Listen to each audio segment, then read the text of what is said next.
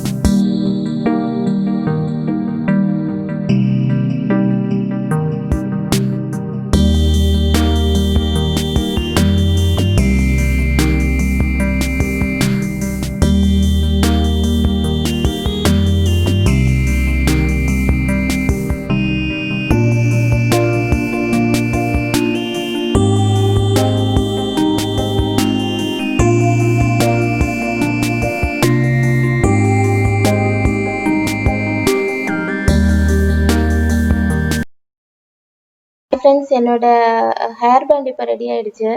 என்னோட வீடியோ பிடிச்சிருந்தா லைக் பண்ணுங்கள், ஷேர் பண்ணுங்கள், கமெண்ட் பண்ணுங்கள், சப்ஸ்கிரைப் பண்ணுங்கள் ஃப்ரெண்ட்ஸ். தேங்க்யூ.